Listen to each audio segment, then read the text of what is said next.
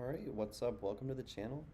Today, as per usual, I'm going to get started on another set of Puzzle Rush runs, and we're going to start at 0. I'm not exactly sure where we're going to go, but at least to level 30, and if we have time, maybe we'll get to 50, but it's more just on conveying the instruction and conveying the patterns that you need to know and the thought processes that you can emulate. So with that, let's get right into it. So we're on puzzle 1 right here. We see our rook, both of our rooks are actually hanging. Our rook on d4 can be snapped off by the opponent's pawn, and our rook on e2 can similarly be snapped off by the opponent's rook. So how do we fix this? Well, we also notice that our opponent's rook is hanging. So one idea, which is the winning idea here, is to get this rook out of danger somehow very quickly. The way we can accomplish that is via rook d8 check, which checks the king, which forces the opponent to respond to this threat, and at the same time we bring our rook to a place of safety so that on the next move we can simply play rook takes c2 and emerge up a rook. And this will be a completely winning endgame. Okay, in this one I see that I've got 3 pieces coordinating pretty well together. They're all advanced and they've crashed through on the queen side. The opponent's king is stuck in the middle of the board, and the opponent's pieces are very underdeveloped. We see all of the kingside pieces on their starting squares. To me, that says that there's a mating attack somewhere here. So the very first move, so here I'm looking for mate. The first thing I notice is just the hanging queen on f1. So I love to look into the hanging queen. If we do a quick material count, we see that let's see, so we both have rooks, and then we all have all of our minor pieces. So if we took this queen, we would just emerge up a queen, and then our opponent could take a knight, and then we could win an additional piece. So we would be completely up a queen, and the king would be very displaced. That's completely winning. No need to look for mate in such a fortunate sequence. Okay, so here's a very typical pattern where we see a king, your king or your opponent's king is stuck on the edge of the board, and they're kind of wedged in by some of your own pawns. In particular, this construction, so the king on the edge of the board, and these pawns that help cage in the king. One thing we notice is oftentimes when our opponent moves a pawn off of the back rank, they weaken other squares on the back rank. So in this case, the pawn on b2 has moved, or g2 has moved to g3, which has exposed the h2 pawn to attack. With that in mind, we have the idea of playing rook takes h2 check, and notice how our rook now supports this pawn right here, meaning the king has only one legal move, and that is to come deeper into our cage via king g5. And after king g5, we see that we're controlling every single square on the board except around this, every single of the king squares except for g5. So we ask ourselves, how can we quickly accomplish that? And then the move f6 presents itself, which creates a pawn fence around which the opponent king cannot successfully maneuver. And at the end of that 2-move sequence, we have achieved mate. So just rook takes h2, and then the king is forced to g5, and then we just throw up our other pawn and form this fence that with the help of our king, the opponent's king cannot escape. Note how the opponent, not only did the opponent's pawn structure allow us to penetrate into the king's position, but it also provided some assistance in caging the own opponent's king in. Most notably, our opponent's pawn on f4, and how it essentially controls that square for us, because our opponent can no longer use that as an escape route, which it would love to do. So we simply play f6, and we move to the next puzzle. Here, the big thing that stands out to me is the king that's tied down to the back rank. And I highlighted this pawn because this pawn is really important in accomplishing that task of keeping the king on the back rank. With this pawn, we're controlling 2 light squares around the king, and the rest of the squares need not be controlled because they are taken place. The opponent's pawns have occupied those squares, which make them inaccessible to the opponent's king. With that in mind, with this weak back rank construction, we're always looking for ways to place our heavy pieces on the back rank. We should very easily see that rook takes c1 is just checkmate, because the king cannot escape the back rank, and of course the bishop is not protected by any other piece, and none of white's forces can organize themselves to interpose the check along the back rank, which means that this just ends the game on the spot. Similarly, in this position, we notice that our knight and our queen both converge a vision. Their vision converges on g7, where the queen can come in and deliver a crushing blow to the king's trapped in the corner. Very simple construction. So here, once again, we notice that one of our pawns is fulfilling this crucial role of tying the king down to the back rank.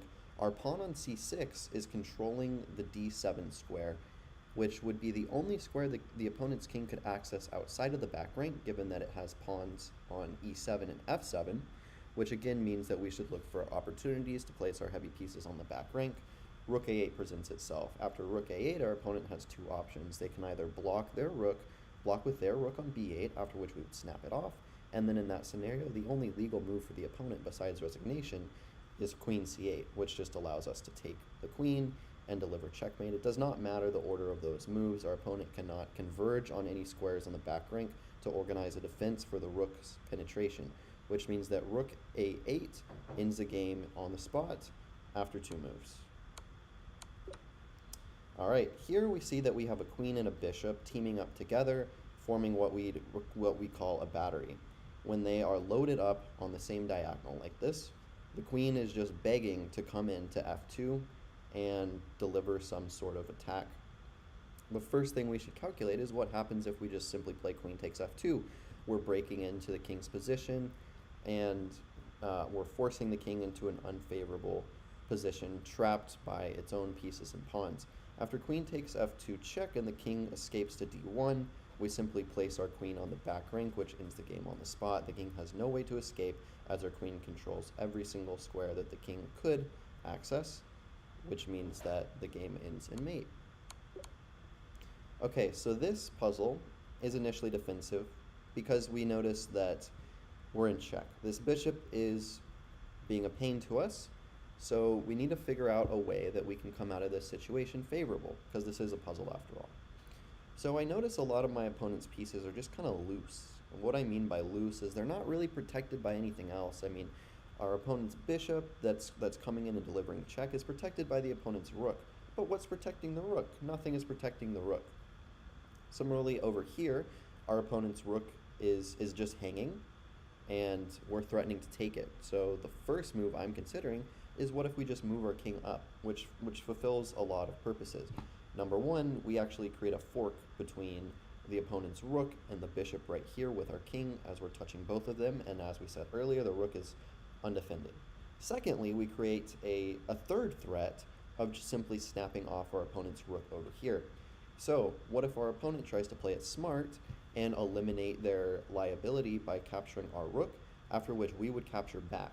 And if we notice with this patient play that we're developing, we still maintain the initial threat that we created with our king move, which is forking the rook and forking the bishop, which means that our opponent is going to lose material. Doesn't matter what happens. Say the opponent decides to move their rook to save it and win a pawn of ours, then we simply take the bishop that has left behind. If we do a material count in that position, we see the pawns are fine, and the most notable thing is that we're simply up a minor piece. We're up a bishop, and our king is starting to gain some ground in the center, which means that we're going to have a very favorable endgame. In fact, this is a completely winning endgame, so we can go ahead and go for it. And it's also nice that the solution to this puzzle could be accomplished in multiple ways. We also notice because we're in check and because we can't take the bishop, we only have a finite number of moves that we need to consider, namely 2. And one of them is much clearly better than the other. Why on earth would we ever put our king in a position where it is subject to such discovered attacks that give us no concrete threats or advantage whatsoever? And so it's pretty clear that the move must be moving the king up, forking the rook and the bishop, and forcing the opponent to make a decision on which piece they want to lose, after which we will emerge victorious in the resulting endgame. And our opponent, of course, decides to eliminate their liability, as we said earlier. We just take, we play patient, and we understand that this threat is going nowhere because our opponent cannot do anything to change. Our opponent cannot use any other assets on the board elsewhere, to affect the state of this threat, which means that we can afford to play it very patiently and just take back this rook and then say to our opponent, what are you going to do now? And they really just have to save their rook, and that's it. Okay, so here the first thing I notice is this really weak king, and I see that we can start to chip away at this king's defense by first taking the hanging rook. That's simply on h1. I mean, there's no reason not to do that. We just have to calculate and make sure that nothing dangerous happens in the future. And it seems that our opponent most likely will be getting mated, but we need to calculate a little bit. So after rook takes h1, the king has two moves. The king can either move in this direction, or the king can come deeper into our camp. If the opponent's king decides to come deeper into our camp, I'm sure we have mating ideas with bringing our pawn up, and our knight is controlling the dark squares around here. We might be able to bring our queen in. This is clearly winning. Our opponent won't be able to even deliver any sorts of counterpunches. So then the only other question is, what happens if the king decides to play it safe and start running away from the threats? Do we have sufficient compensation in that position to justify playing the move to achieve a winning position? And that is really what we're going to dwell on right now. So after queen takes h1, checking the king decides to come back to e2. After that, we can we look for concrete threats that we have, and we have some. We can bring our rook up, which actually looks very good. And we see that we always have some mobility with our pawn that we could bring forward, and maybe a knight that could come into the game that might use the square vacated by the pawn that we might move forward in the future, depending on the situation. I think with all these things in mind, and then looking at the material count, how we will simply emerge up a rook, and then our opponent will have a bishop for our newly won rook. Will be up in exchange, and we should be able to create enough threats to sustain some sort of initiative to finish out the game. And so we can conclude our calculation there and simply play queen takes h1, and then of course if the king goes to e2, then we have to start thinking again, but I presume the puzzle will end by then. If the puzzle doesn't end by then the first thing we want to consider is bringing our rook into the attack, coordinating with the queen, taking control of both the first and the second rank, forcing the king into a very unfavorable position, after which we might be able to coordinate with our pawn and queen to orchestrate some sort of mating sequence. But that's honestly thinking a bit too far ahead, because, I mean, the simple queen takes h1 is sufficient. Okay, and now with all that said, this position is much easier. We just noticed this piece convergence on h7. Our knight and our queen are just very clearly attacking the h7 square, and the opponent has done nothing about that. We can simply take on h7 and end the game on the spot. Alright, so in this position, I see that I have this dark squared bishop that has a lot of potential. It's not really in the game right now, but it can quickly join the game after it wins a rook. We can play bishop takes e5 check, and if the opponent decides to take back that bishop with the rook, we notice that our queen is in a mating construction. We can simply play queen d8 and end the game on the spot, which means that our opponent cannot afford to take our bishop after we use it to snap off the opponent's rook, which means that the opponent is forced to do one thing and one thing only, which is retreat the king further into the back rank, which doesn't help their situation at all. We'll simply snap off the other rook, and the game will end in mate one way or another. Opponent decides to simply take the bishop, which forces us to be a bit more keen with our tactical vision, and we have to recognize that queen d8 is a mating construction. Otherwise, the puzzle solution would be much more ambiguous. So queen takes h7, again, just the simple convergence of the knight and the queen. Knight and the queen are a very powerful tandem that are useful in a lot of situations when attacking the opponent's king.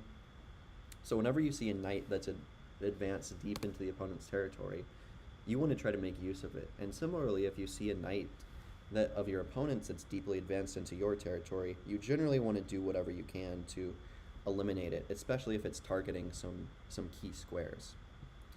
But just in this position, we can rely on the coordination on h7 to deliver mate. So here, once again, I see a nice construction. We have this advanced knight that I was just talking about, and we also have a rook that could always come into h2. And finally, the third ingredient to the solution is the fact that we can bring our queen into the dark squares via d4.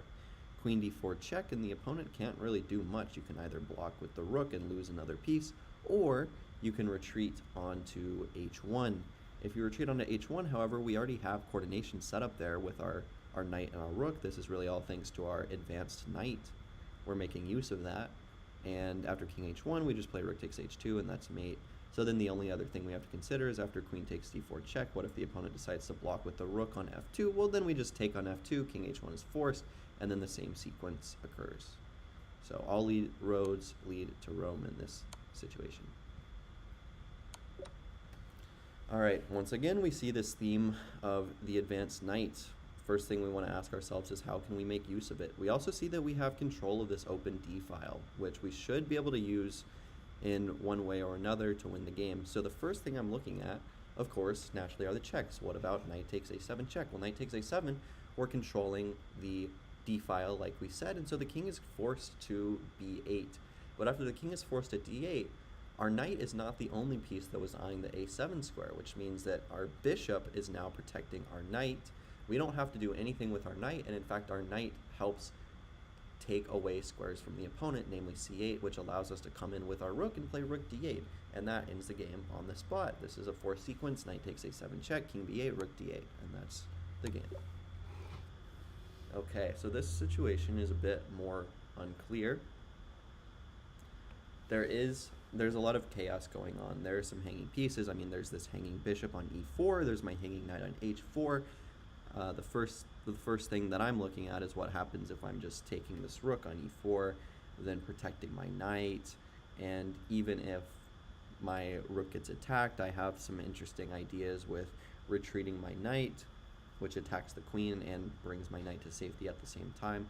I also see some back rank motifs here, but our control of the d file is not strong enough to allow us to penetrate into the back rank yet, which means that we can either set up such a construction, or we can try to find other tactical elements of the situation. And I think that just because this is a puzzle and it's relatively simple, we need to look for immediate ways that we can liquidate and win the game. So, I mean, rook takes e4 is very convincing. After that, we just look at the material count, and we see that we're just up a straight minor piece. We're just straight minor piece up. And what's the worst that the opponent could do? Well, the only thing that concerns me in that position is if there is a way that our opponent can dislodge my rook from the fourth rank, which then cuts off the rook's protection of my knight on h4, which would then allow the opponent to equalize the material imbalance once again by taking the knight on h4.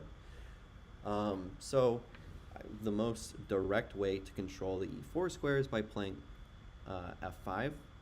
But after f5, we notice that we could even just, I think in the worst case, we can just sacrifice our rook on e4, forcing the opponent to play rook take e4, or they can take the knight, in which case we would be well set, because then we would just continue munching, and that's a favorable capture chain. We would win the rook as well. That would even be a better scenario than what I think the opponent's best try is. So after rook takes e4, f5, we can actually just sacrifice our rook for the exchange on e4 and win it back immediately. What am I talking about? I'm talking about after rook takes e5, our opponent responds similarly with rook takes e5, after which we can play knight f3, which hits the queen and hits the rook. That's a simple fork. So what's going on at the end of the day? Or just a summary of the events. A summary of the events is that we win a bishop. Our opponent tries to threaten our control of the fourth rank by dislodging our rook from the e4 square, then trying to win our knight. We say, okay, we'll give you a little something to get a little something, and so we sack the exchange on e4, and then win it back immediately after we play knight f3. And at the end of the day, everything cancels out, and we have won a piece, and that puts us in a completely winning endgame. Okay, what's going on here? Well, it seems that I am about to get mated in this situation, but my opponent is also about to get mated. In these sorts of positions, you have to act really fast and look for the quickest crushing blow. So I'm trying to look for ways that I can coordinate perhaps my rook and my queen together in order to not even give the opponent a chance and mate immediately. And this move is actually a tricky one to find, though I believe it's a one mover. We see that our rook is here, and we would love to place our queen, somewhere in coordination with the rook that starts to eat away at the king's squares, maybe dragging the king down to our nice pawn over here, which controls a lot of squares, and maybe we could orchestrate some sort of mating sequence there. The problem, though, is that that's kind of, I would say, like the natural sequence in this position, a sequence that you would want to happen. But here we understand that our queen just doesn't have any square like that to coordinate directly with the rook. But we do have this square. If you look at the entire board, you would see that we have this move, Queen A6. And Queen A6 indirectly protects the rook through the king via its control of the diagonal.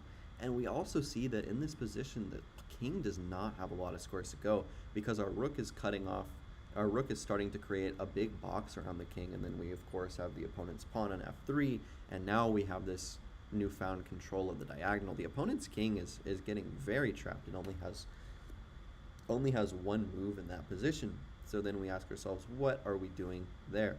Well, now we're making use of our bishop. Even though our bishop is pinned and is immobile, it can still support our queen's venture into our hunt for the king by allowing our queen to move to the f4 square. So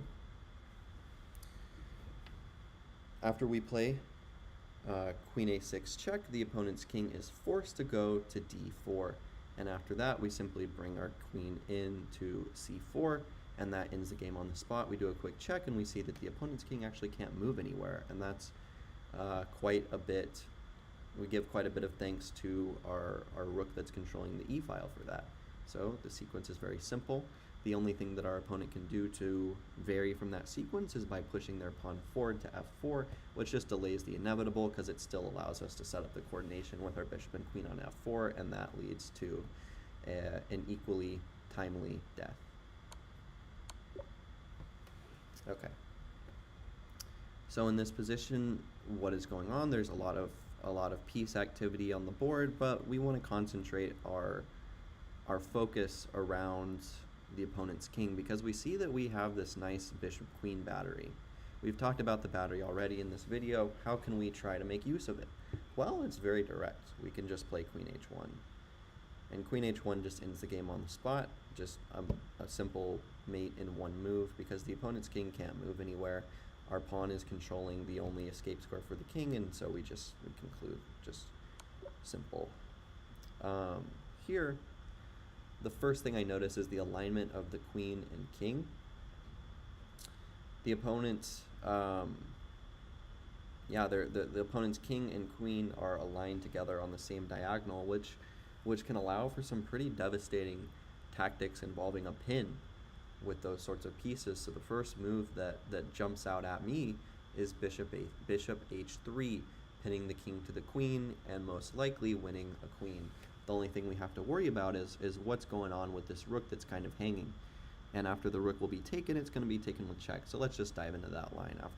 After bishop to h3, it seems as though our opponent's best try is just knight takes f3 check. But after knight takes f3, we can afford to take the knight back with our queen. And yes, we've gone down in exchange, but now we have this killer pin with the queen to the king, and you literally can't do anything better than taking our bishop.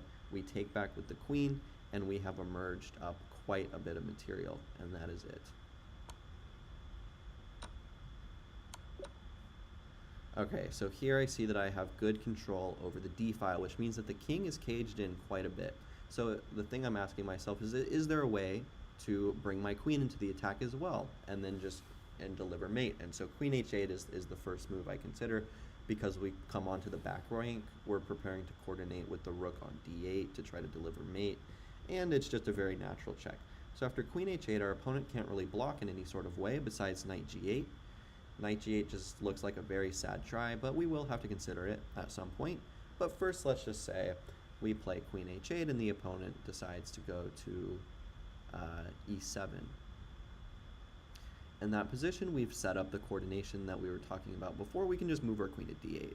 And after queen to d8, the king is once again forced to an only square, e6. And after the king goes to e6, we are able to end the game on the spot with the simple queen d6, which just takes all the squares away from the king, and we're just winning there. So then the only other thing to consider is, well, okay, what if the opponent does just play knight g8? It seems like a stupid move, right? Well, not exactly, because if you're able to sacrifice the knight in order to stave off some sort of mating attack, then you can claim that you actually have some sort of advantages in this position. I mean, you have this passed pawn that's about to promote, and you have a very active queen, and you'd only be down an exchange in that position, when my rook, like, I'd have to argue, is my rook doing really well? And so the idea behind sacrificing the knight on g8 is to open up the f6 square for the opponent's king, to allow an escape route. So we need to look at that. So queen h8, knight g8, queen g8, and then the king decides to go to e7 with intent on coming to f6. Well, after that, we don't want to allow that. So we want to play queen d8 once again, which takes away access to the f6 square. Again, the construction is similar. The opponent is forced to go to e6, and then we come in with queen d6, and it's the same as before. We are successfully controlling the f6 square, and the opponent is mated. So there's nothing you can do to stop queen h8.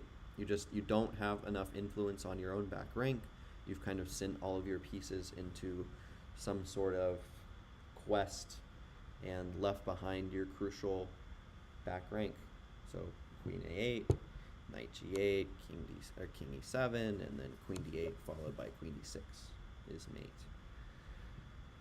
Okay, so there's a lot going on in this position. We do a quick material count, and we see we both have our rooks on the board. Of course, our queens are on the board. Material's even here.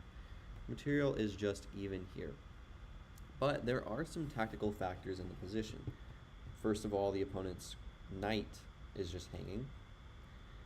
Second of all, there's some tension here, and at any moment I could take, or, very importantly, I could move away my queen, which reveals an attack on the opponent's queen via my bishop, which could give me time to do something strong. But then we're diving a bit more into this position, and I'm like, the only thing I really don't like about this position is my hanging knight. Well, what if I can solve both of those problems at once? What if I can eliminate the opponent's knight on g4, go up a piece, and at the same time protect my knight on h5, at least temporarily, giving it enough time to maybe come back home before it gets taken into the void. And I think that's what h takes g4 does. H takes g4 just eliminates the opponent's knight, and then it provides a temporary post for our knight, probably giving us enough time to come back to g3. Our opponent can't really try much. It doesn't really make any sense to trade queens in that position, because you're not really gaining additional control of anything, and you're just kind of losing attacking assets. So a concrete line would just be h takes g4, and then queen takes c3, bishop takes c3, and our knight will always have a home on g3, and maybe we could come to f4 as well. So this guy's not getting trapped, is basically what I'm trying to say. This bishop is also pretty useless at the moment, because it's being blunted by our pawns on e6, on e3 and f2. It's essentially biting on granite here. It's not happy at all. So we just play h takes g4, and we just look for other ways that our opponent can do something on the king side, because if they're not doing anything on the king side, they're clearly not winning the game. And it doesn't take long to just try. You just try to find something the opponent can do, and then you're unsuccessful. You don't really find anything that works. You can kind of just conclude h takes g4 wins the game. We go up an entire piece, and in the event of something like g6, we just play knight g3, and the opponent still requires a lot of time to set up any sort of piece coordination with anything, really. Like the dark squared bishop probably is going to need to come to c7. The opponent's going to need to push some pawns forward to open up that bishop, and to open up some files for the rooks. And the opponent could have an active position going, but it's just going to be too late. We're going to be able to go up a piece and consolidate our material advantage and go on to win the game. Okay, so in this position again, the first thing I notice is that alignment of the king and queen, and then in this position, I'm like, I think, do I have a dark or a light squared bishop? I don't have a light squared bishop. I can't play anything like this. You know, pinning the, can't bring a bishop onto this diagonal and win in that way. I also notice that my queen is exposed to attack by the rook on g8. My opponent's queen is hanging. This knight is potentially hanging. And then I finally see, okay, our queen and our pawn, we're just coordinating on c2. And this is how complicated positions work a lot of the time. Is it just feels like there's a lot of chaos going on and you're not sure what to do, but oftentimes there are very simple solutions to these situations, especially tactically. If there are tactics in the position, then the first thing we always want to do is look for those sorts of tactics. And in this position, we're rewarded for that sort of mindset. We just play queen c2 and we mate. And we avoid all of the complicated elements of the position with the tactical tension of the knight on h6 and the tension on the g file, the underdevelopment of our pieces, and our king safety, as well as the king safety of our opponent. We just are able to bypass all of that because we find this in route, queen c2, we just end the game on the spot. So this is a pretty, I wouldn't say very common in practical play, but it does happen every once in a while. And it's an idea that's worth knowing. And that idea is when the opponent's king is very, you always want to keep a keen eye out for any sorts of tactics involving a king in an open center or a king just kind of stranded in the center, especially if you're ahead in development and your opponent is lagging behind. Those are the sorts of positions where tactics are likely to occur, and those are the sorts of positions you should aim for strategically to arrive at in your games. In this puzzle, we're fortunate enough to already be in a position like that, and the key thing to notice is that all of the opponent's pieces are working against their own king by trapping the king in a particular set of squares, which greatly reduce its mobility, which means that it's going to be a lot easier for us to orchestrate some sort of mating attack, if that even exists in the position. The crazy thing is this can all be accomplished with a singular knight. And again, we discuss the theme of the advanced knight, the knight outpost, and here we can make use of that immediately. We can come all the way to f3, and we notice that this is actually an instance of a smothered mate because the opponent's king is smothered in by all of its own pieces. It doesn't have a lot of mobility, and so after we play knight c3, knight f3, we just take that all from our opponent. We control the only two squares that the king has available. Another way to approach this problem is just to recognize the weak king in the center that the opponent has and recognize our development advantage. We have these two very strong pieces, and they just seem to be doing a lot. The opponent also is not very well developed on the king side, which is leaving some weak light squares behind. If we're looking at the opponent's king and thinking about the ways in which it's weak, we see that it only has two squares to its name. It has the square that it's on, which is e1, but then it also has d2. And we notice we can control both of those with a singular knight move, and that simple maneuver is just knight f3, which ends the game on the spot, controlling both of the squares that the opponent's king has access to, and of course is mate. So this is known as the smothered mate, and it's a theme that you need to know. It doesn't really come up that much in practical play, but when it does, it's very satisfying to pull off because it always looks really cool, and there's just something cool about it. There's like a minimalist type vibe to it because it's like all the opponent's pieces are working against it, against the opponent's king. They just take away, they restrict the king so much. I always like to think of it in terms of Julius Caesar. It's like all the pieces around the king have started to betray the king, and so from someone on the outside, someone trying to cause chaos, it doesn't take a lot to cause destruction when there's already a lot of restriction going on. that we didn't even have to set up. So of course we play knight f3, smothered mate in the game. All right. So in this position, there's two things that strike me. Number one is the presence of the king that we've kind of started to draw out in the center. Number two is the coordination of the rook and knight. Our knight is protected and our rook is mobile and can come into new squares, and generally the knight and the rook work very well together to orchestrate mating attacks whenever we have some pawns or maybe a piece, say like our king, to control some squares that maybe these two guys would leave behind on their own. So in this position, I would not at all be surprised if there exists some sort of mating sequence that allows us to just end the game on the spot. So the first thing I'm looking for is to see if that exists, because it wouldn't surprise me if it does. So then we just look at rook e3, or rook d3, what does rook d3 do? Well, if we notice, it kind of takes away like almost every square from the king. The opponent's king will only have the e4 and the g4 square available to it. So we only have to look at two lines. After rook d3 and say, for example, king g4, well, then we can just create a pawn fence and completely trap the opponent's king and deliver a mate.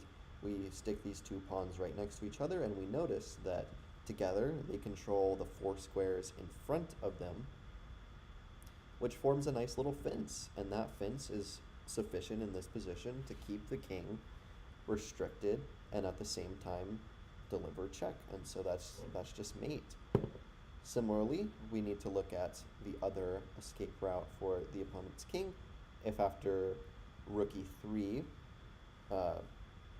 rook d3, excuse me, and then king e4, well, let's just look at the same idea. In this position, we're controlling every square except for one. So we want to think about the ways that we can follow that up. The king has to come over to e5.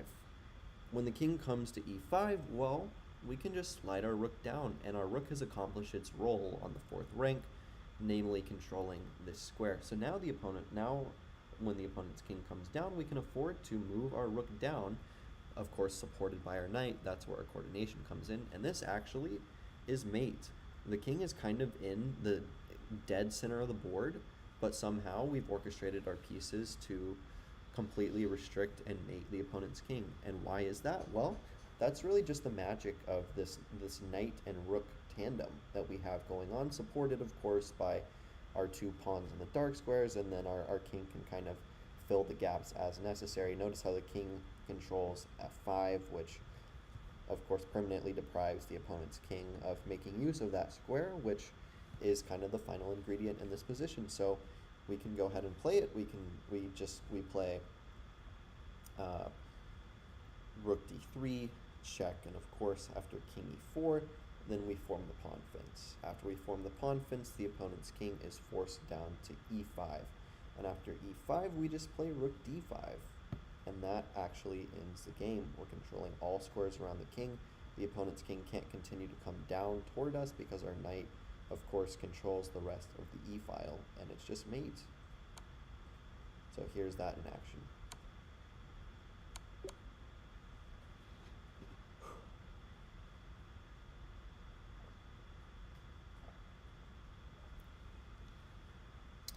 All right. So in this position, it again starts as some sort of defensive setup. We're in check, and we have to figure out what we want to do. We have some options available to us, but first, before we dive into that, I want to take a moment to think about what we have going for us offensively, because that can kind of shape the direction that we want to take the game. In this position, I see that we have a lot of heavy pieces stacked on the open files, and we have this devastating thorn on f6 that's controlling g7, keeping the king restricted down to the back rank.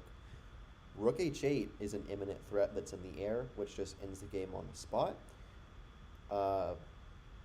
And other than that, the opponent is just stuck on the back rank, so any queen move by the opponent that doesn't come with check is going to lose the game, as it just allows rook h8.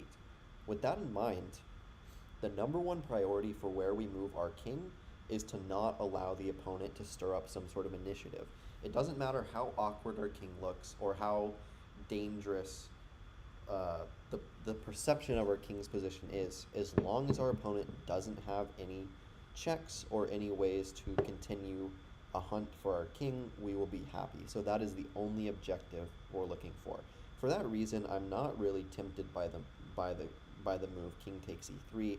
I don't really want this pawn. I feel like this pawn is providing some shelter for my king, and furthermore, after we take it, we expose ourselves to further threats with queen c5, and this coordination looks quite deadly for the opponent. I guess in that case, we actually do have rook c5, but I don't want to invite that if I don't have to. So for that reason, I want to look at king g3. King g3 feels like a sensible move, but after king g3, we do have to look at rook g1. Rook g1 is actually not easy to handle.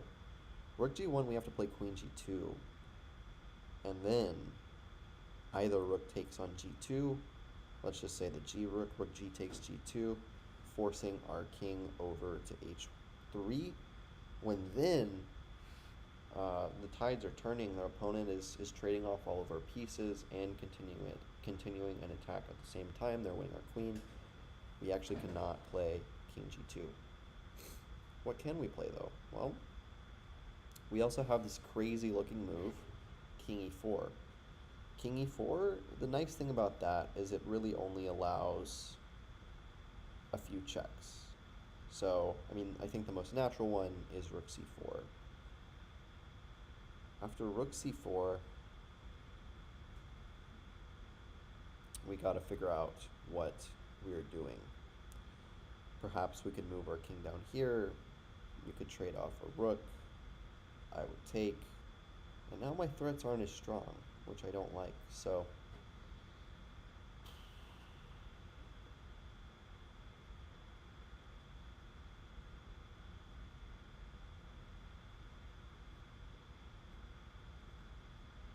we also, so one of the moves we have yet to look at is king g4. I actually really like king g4 because it kind of sets up some protection. We could come to h5 if we really need to. I don't love it because it blocks our attacking ideas. Like it just clogs up the h file, but it is definitely an idea to consider. After king g4, and it seems as though, yeah, it seems as though any sorts of knight moves are easily met. The only thing we have to look at is rook g1.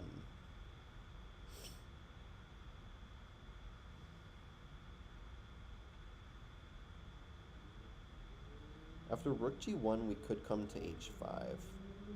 If we come to h5, then our king is safe, but at the same time, our attack is kind of stunted.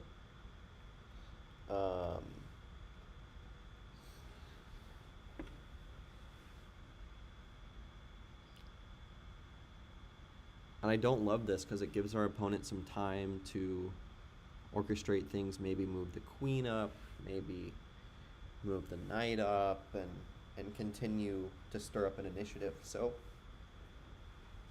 I'm going to keep that in the back of my head and move on. So now I'm really more tempted than I was initially by king takes e3.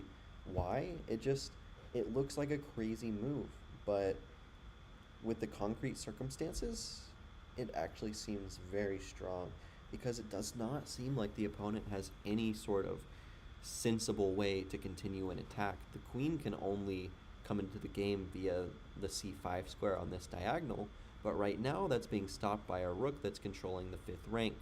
We just simply play a rook takes c5. A tempting rook move might be, for example, rook e1, but rook e1 just fails to king f2, king takes f2, when then the queen can come in, but we are just way up in material, and we will surely be able to organize a defensive construction, after which we can continue our attack on the h-file.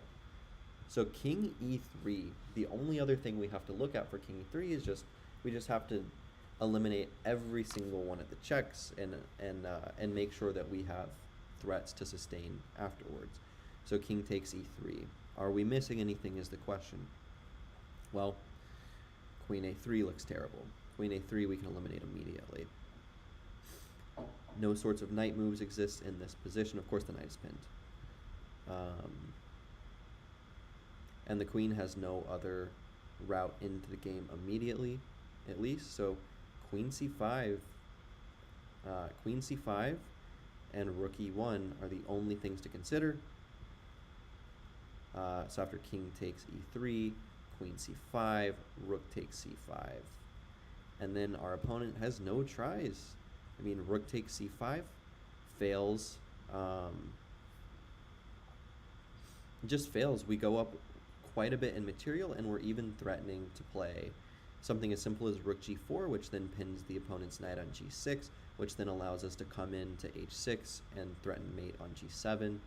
Without a queen, our opponent is going to find that tremendously difficult to defend against, and probably will not be able to defend against that. But that's just one example of a way that we could continue the game after king takes e3, queen c5, rook takes c5. So I'm really liking that line. The only other line that we just need to double check and triple check is rook e1. After rook e1, king takes f2. When the opponent still only has one way into the game, queen c5, and queen c5 is easily met by rook takes c5. And then we ask ourselves, well, can the knight now join the game because we've left the pin? And the answer is not really, because the knight has to defend against h8 and doesn't have any checks in the position, so it cannot move at all. It's tied down to its post on g6 even after the pin is relinquished because of the threats on h8. If the knight decides to give itself up for our rook, then sure, the opponent wins the exchange, but the resulting endgame is clearly winning because we're so far ahead in material.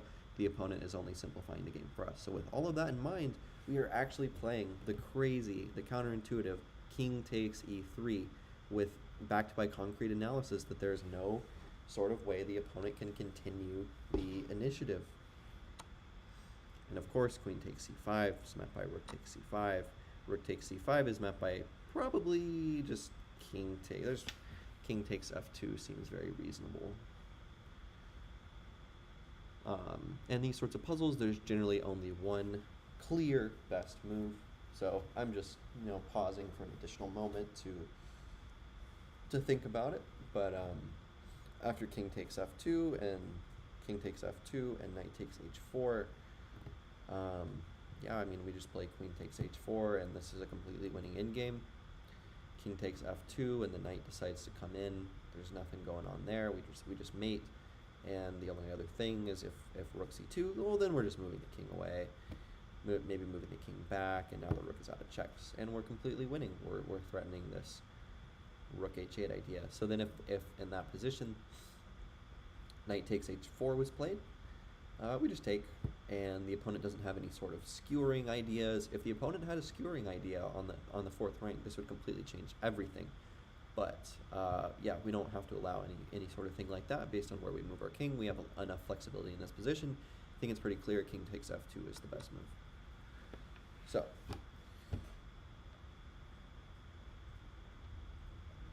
I think we're just going to go to 30 because I've spent quite a while on the explanations. So yeah, I think we're just going to do 6 more. All right. What is going on in this position? Well, it seems like capture chains are imminent. What do I mean by capture chains? I just mean by sequences, like concurrent, consecutive sequences of captures. For example, one such chain would be our knight taking on g6, followed by the knight taking on e7, followed by taking on c6 if allowed, and then we could take on d8. We could just continue taking and taking and taking. Another one of those for our opponent, for example, is is taking on c3, followed by taking on d1, followed by taking on f2, or just escaping, or taking on b2, or something like that. That's what I mean by capture chains. And so generally the way to look at capture chains is, first you want to check like the simplest approach. Like, what if I just take everything and my opponent decides to take everything? If you evaluate that you're winning material out of that position and you're doing better, then that's a really good sign. That means that complications are generally going to favor you, but that doesn't mean you can play the move automatically. That means you still have to calculate what's going to happen, because a lot of things can happen. It's a big board, but it's generally a good sign if you're already doing well after just the most simple lines you calculate. That means there's some sort of like tactical inertia there. It means you're already doing pretty well, and your opponent kind of has to prove themselves in order to triumph against you, which is of course possible, but it's something else for the opponent to do. So any sorts of complications that would favor you. So the first thing we look at is, well, okay, what happens if I just take and the opponent takes? Well, in that situation, I have this nice Zug. I have this in-between move, knight takes e7. Knight takes e7 comes with a check, very important, or else this would not be an effective Zug, because we would hang our queen on d1, and we would not have any sort of compensation for that fact. So after knight takes g6, the opponent decides to play knight takes c3. Well, it seems as though we're just winning a piece, because after knight takes e7 check, the opponent has to take back in some way. It doesn't really matter. Queen or knight, it doesn't really seem to make a difference. After which we play b takes c3. In that position, we look at the material count, and we see we've given up our knight for 2 pieces, and our opponent has only made an exchange of knights, which means that we are going to go a piece up, because in the initial position, we both have 4 minor pieces, and of course our rooks and queens. There have been no piece trades on the board, except for the exchange of some pawns, which has just opened up the position and allowed these opportunities for both sides. So we just look a little deeper in the position and make sure that nothing else is going on. So knight takes g6, knight takes c3, knight takes e7 check, forcing queen, just say queen takes e7 for the sake of concrete calculation. After which we play b takes c3, and then we just look, does our opponent have any sort of opportunities in that position? The answer is no, because although our king shelter is a little bit weak, we've got these pawns on light squares, and we have our bishop that can operate on the dark squares vacated by these pawns, which means that our construction is very solid. Furthermore, our opponent doesn't have any pieces immediately that they can use to coordinate for a king-side attack. And after we notice that we allow ourselves double pawns on the c file, c2 and c3, this is actually no big deal at all. I mean, number one, of course, because we emerge up a piece. But number two, this pawn on c3 serves a very important function, which is, in the resulting position, restricting the opponent's knight on c6. Notice how the simple pawn, just a mere pawn on c3, is both controlling the b4 and d4 squares, which prevents the opponent's knight from jumping into them. Something it would very much like to do, and something without it really cannot function optimally. I say that to demonstrate that in the resulting position, after knight takes g6, knight takes c3, knight takes c7 check, queen takes c7, b takes c6, the opponent's piece activity is just not there. There's just not enough to really coordinate to do anything, and so we don't have to look any deeper than that. We just conclude that we go up a piece, our activity looks great, our opponent's doesn't look great, and we just kind of end it there.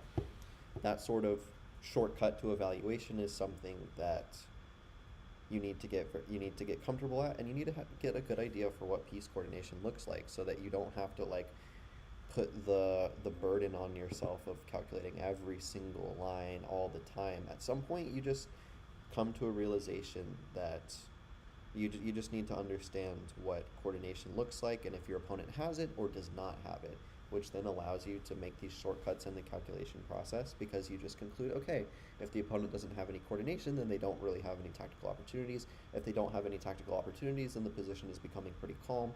If the position is becoming pretty calm, and I'm up a piece, then I'm feeling pretty good. Then you might look at other static elements of the position, like your king safety and your piece activity, which don't really have to be anything special at all in that position because you've won a piece, so you're very happy. And you're not at all mad about these doubled pawns. In fact, you're very happy to see these doubled pawns because of the reasons mentioned with restricting the knight on c6. So that line seems to work out great. But what if our opponent has some sort of other way to handle the position? What if the opponent has a Zwischenzug, for example? Well, if knight takes g6, it seems like our opponent's only hope is orchestrating some sort of attack on our king, namely the f2 square, because the f2 square looks pretty not like unprotected. But the only way I see to do that is to play bishop h4, but bishop h4 invites knight takes h4, which consolidates our advantage in pieces. If the opponent decides to play queen takes, then we just take the knight on e4. We're happy. If the opponent takes our knight before we take their knight, then we just take back. Then the queen takes back, and we're still up a piece. The only other piece that we haven't really accounted for is the knight that could come to d5. The knight coming to d5 could create some threats on f3, but we can easily sidestep those with something like king h1, after which we have enough control over the light squares to play something like f3 in the event that the bishop comes on e4. We could even consider just sacking the exchange or taking it depending on the circumstances. I think with all that in mind, we could confidently play knight takes g6. And the line demonstrated here is after knight takes c3, we play knight takes e7, which importantly comes with a check to the opponent's king, forcing the king to either move away or the opponent to just take the knight in one of two ways, doesn't really matter which one. And then we take back on c3, and onward we go.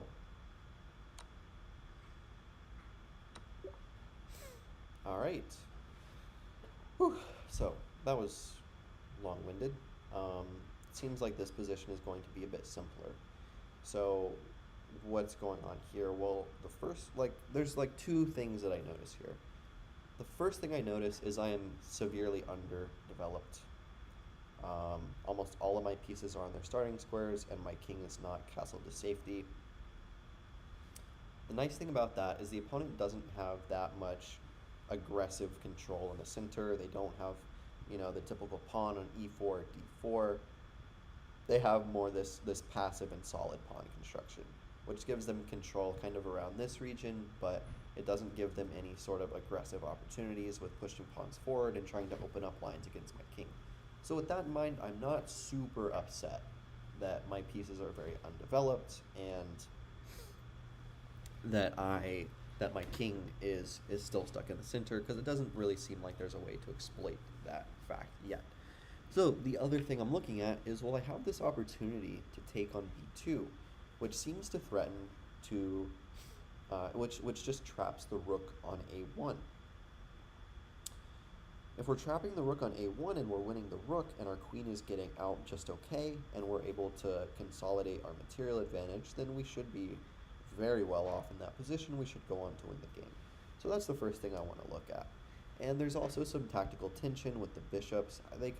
Either one of them could capture the other. If mine's captured, then my pawn structure, no, my pawn structure's not getting weakened.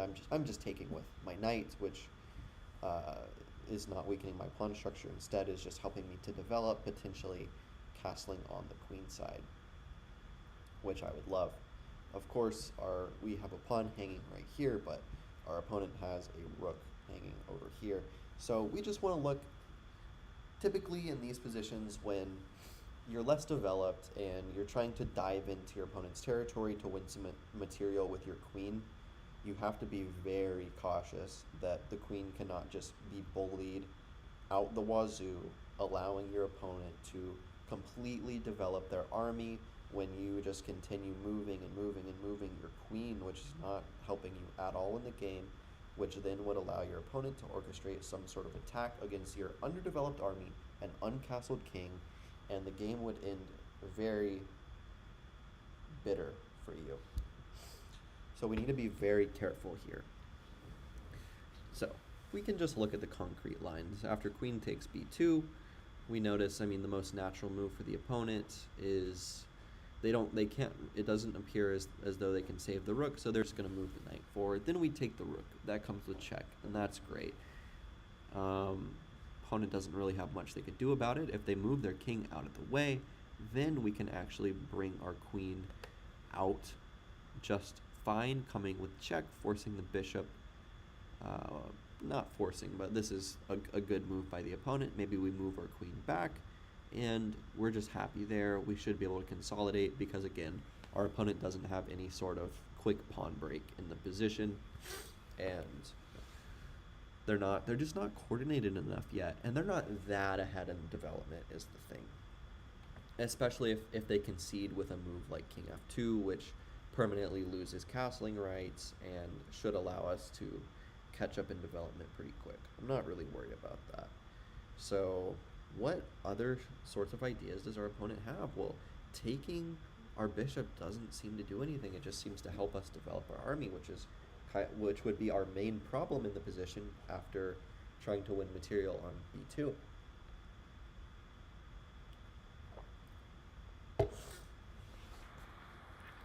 So what else can our opponent do? Well, maybe they could try to crash through with the bishop, open some lines on the king, and then go for something. But it just turns out, yes, our opponent has the bishop pair, but the position is just not super exposed. Our kings aren't very exposed. It seems as though our kings will find safety. We have natural moves, so we can play things like knight f6, e6, bishop e7, knight bd7, castle in either direction, and be just fine. Can our opponent set up some sort of trap against our queen and keep our queen restricted? Well, the main road our queen would use to escape the position is this diagonal. So our opponent could always try placing a bishop on the diagonal. What if our opponent, for example, decides to bring their bishop back? Then we come in, take the rook, and then boom, our queen begins to be restricted, and our opponent's bishop has improved its position significantly. Well, then we just have to take. We just have to take and try to escape. Notice that in that position, there's nothing else that can really attack our opponent, and we have plenty of squares that we can flee to and be just fine on these light squares. This pawn structure is really too immobile to do anything to attack my queen and trap it, and then I could always just come on the fourth rank and just kind of vibe around somewhere. Not too worrisome with all that in mind. We conclude that we can, in fact, take on b2 and win the rook that's trapped. Wow, okay. This is a very sneaky resource by our opponent. Basically, they're protecting their rook, and they're offering up their bishop instead. But there is a slight catch. And the slight catch is that after we take the bishop on e5, our opponent has this idea, which we have to be prepared for. That's bishop takes f6, or bishop takes c6. Bishop takes c6 check, which seems to have plundered a queen for us, because now our queen is completely exposed, and our opponent is just going to take our queen on the next move. But luckily for us, we have the resource knight takes c6, which then protects our queen, and on the event of queen takes e5, knight takes e5 is played, and we remain up an entire piece. A very important detail is that we're able to take with our knight. For example, if we didn't have a knight here and we just had to retake with a pawn or with another piece, say like a bishop, then the tides of this position would be completely turned, because opponent would be able to play queen takes e5 and probably go on to win that game. But luckily for us, knight takes c6 protects the e5 square.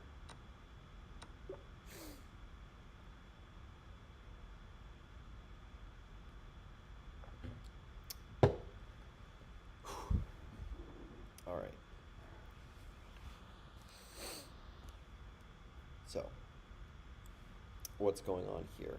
Well, things are looking really, really good here for us. I'm not even looking at this pin or anything. I'm not worried about that at all. All I see is just raw potential with this knight, taking a lot of light squares away from the opponent, and I see our beautiful bishop pair that could be used to completely restrict the opponent's king and crush and win the game. So there are seems like there are two approaches to the position. But both of them include placing the bishops on these two diagonals, which then work really well to restrict the king, and most likely end up in a scenario where we're winning a lot of material, lest the opponent gets mated. So approach number one is bringing the light squared bishop out first, which seems great, but it's not as forcing as a check, of course. So we want to look at bishop a6 first, or bishop h6, excuse me. After bishop h6 check, our opponent's hand is forced. They can either move their king away to a light square, in which case we'd most likely be able to follow up with this nice idea, pinning the king and the queen in the new king's position. If the opponent took somehow here, then we would be able to take the queen back with check, and then we should be just up in that position. We want to look at the material though. So rooks are even, and we have three pieces, as does our opponent. So everything looks great, even. The pawns are even enough. So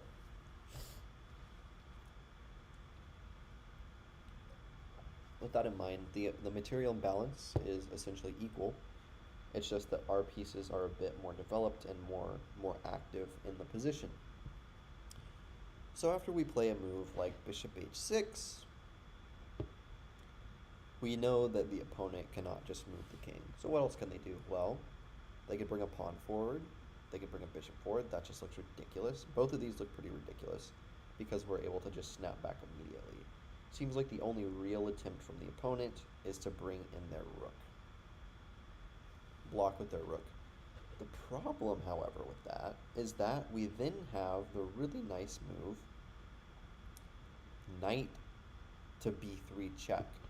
And the idea is after you take our knight, we're able to set up coordination immediately with our queen and our dark squared bishop. We play queen takes e2 immediately, and queen takes d2 immediately, and after something like the only move is just moving the king over, and then we come in with our queen, and it's actually just mate. So bishop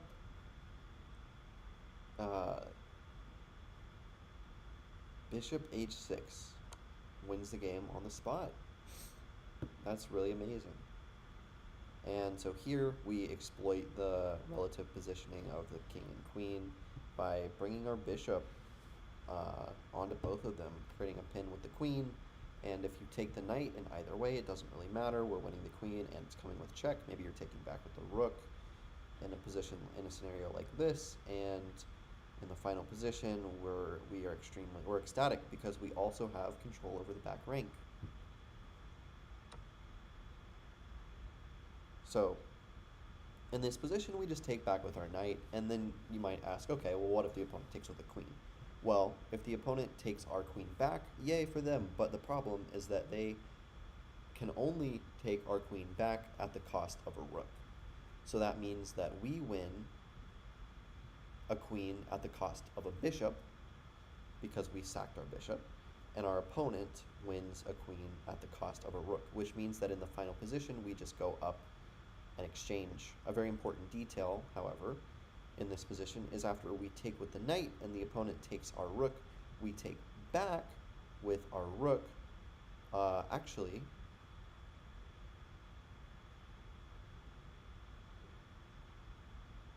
yes, we take back with our rook. Our opponent has this annoying move, bishop takes f6, which forks both rooks.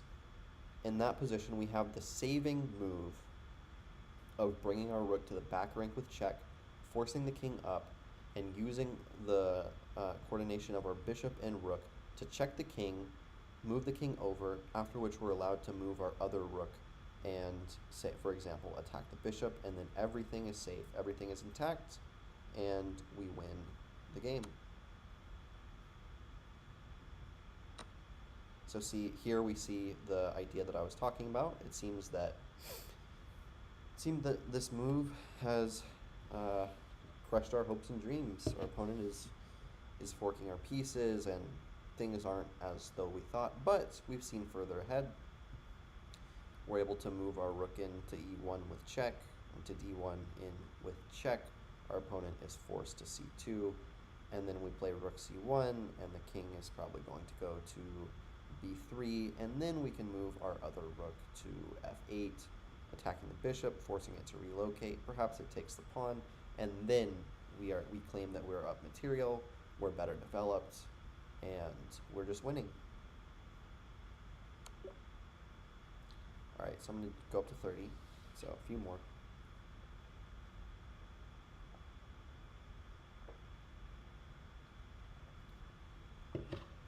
Okay. All that explanation, and then this one is so simple, which is great. So we notice that rook a8 is the most natural move, but rook a8 fails to king e7, and then the king is just going to escape. So we ask ourselves, is there something that we can do to maybe control this, I said e7, control this d7 square before we move in for the kill with rook a8? And the answer is very clear. The answer is bishop e6. Bishop e6 takes control of the d7 square. It doesn't matter how the opponent blocks, whether it be with the rook, with the knight, or whatever. All that matters is that we have gained control of the d7 square because the opponent has placed a piece on it. Once the opponent places a piece on it, you can no longer, the king can no longer use that square, which means that now the opponent's king is tied down to the back rank, and rook a8 is mate. So a very nice idea, a very typical idea is just cutting off the king's escape routes before you move in for the kill. And this tactic is nice because, we're able to do everything with tempo. We're able to do everything with checks, which force the opponent's hand. So bishop e6, and of course if the king just moves over, we now have control of the c8 square, and rook a8 ends the game on the spot.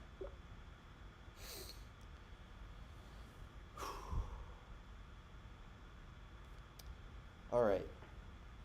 So in this position, what's going on? Well, we're up a piece, which is great, but our king is just kind of out of the game, and our opponent has these pawns rolling down the board. In this sort of position,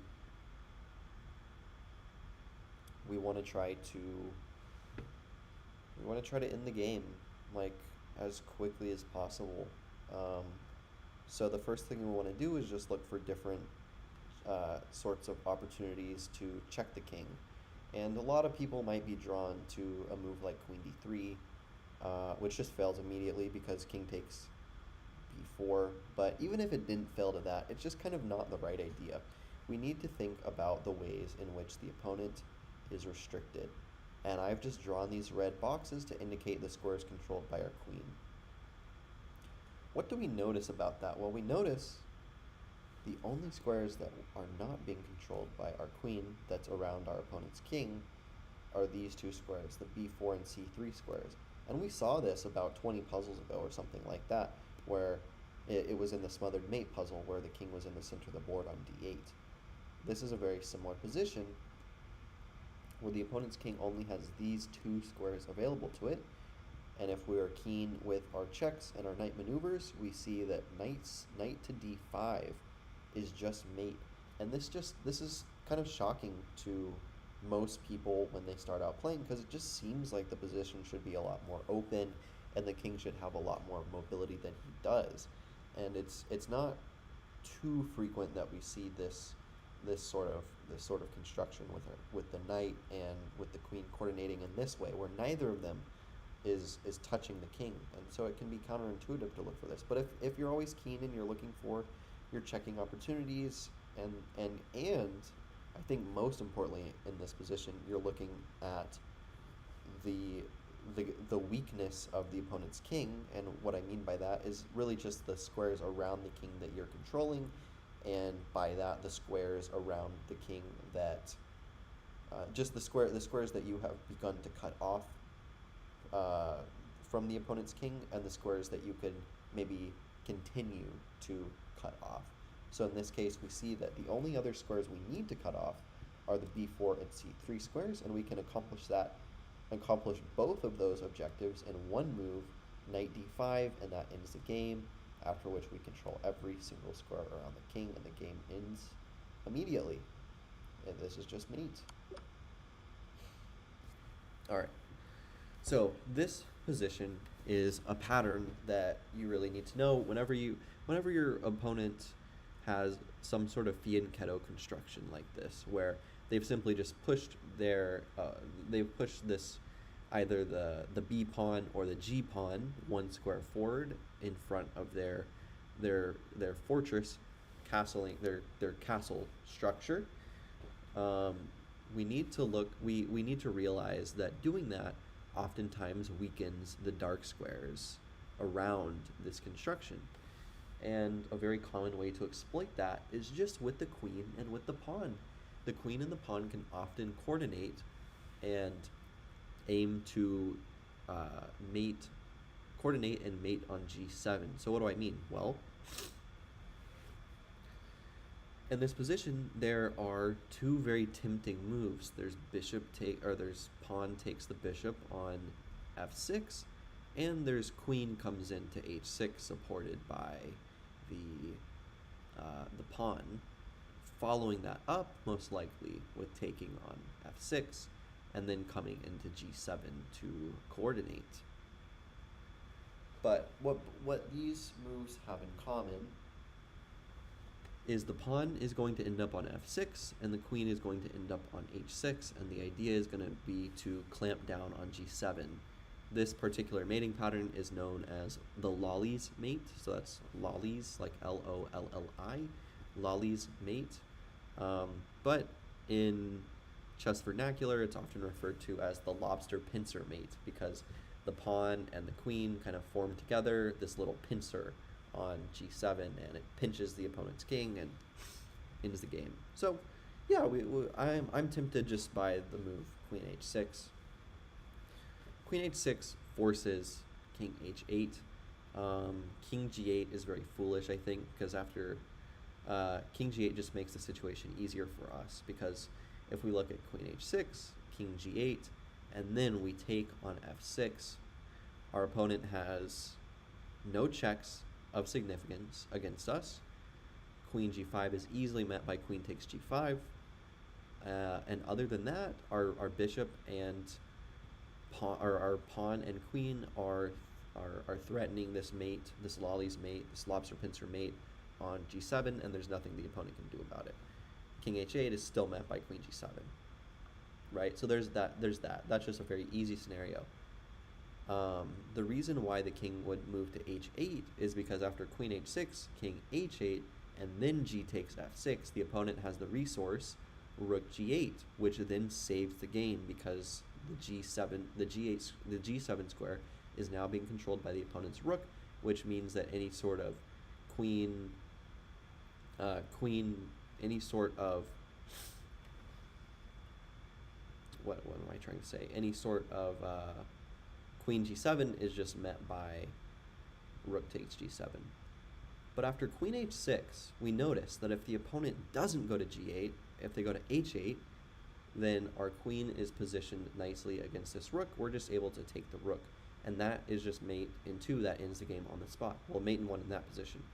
So queen h6, king h8, and queen takes f8 is just mate, which means that the opponent is forced to go to g8, but we've already looked at this line.